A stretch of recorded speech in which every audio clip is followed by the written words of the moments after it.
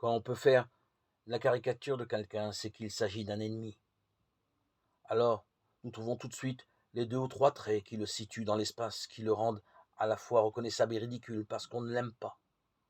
Quelqu'un qu'on aime, on ne peut pas le décrire. Un enfant qui aime profondément sa mère ne sait pas quelle est la couleur de ses cheveux ou de ses yeux qui changent d'ailleurs au cours de la vie.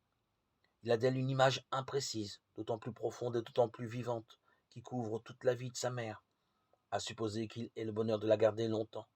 Et il la reconnaît à toutes les étapes, parce qu'il la reconnaît dans une lumière intérieure à lui-même qui communique avec le cœur de sa mère.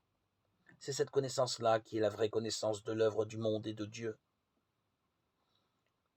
C'est pourquoi de nombreux théologiens qui récitent des formules sans s'engager, qui jonglent avec les syllogismes, qui divisent à perte de vue les conséquences des principes qu'ils posent, qu'ils vous décrivent le ciel, le purgatoire, les limbes, l'enfer, le commencement du monde et la fin, qui savent tout de ce qui se passe dans l'âme de Jésus-Christ, jusqu'à où va sa science humaine et sa science divine, et qui vous dégoûtent absolument de Dieu, parce que si c'est bien connu, si on peut déjà mettre tout ça dans sa poche, on n'a qu'à mettre une somme théologique dans sa bibliothèque et puis dormir.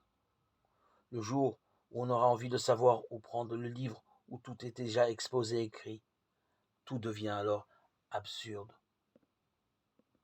Car la véritable connaissance, c'est la connaissance à laquelle on communique avec Dieu par notre cœur.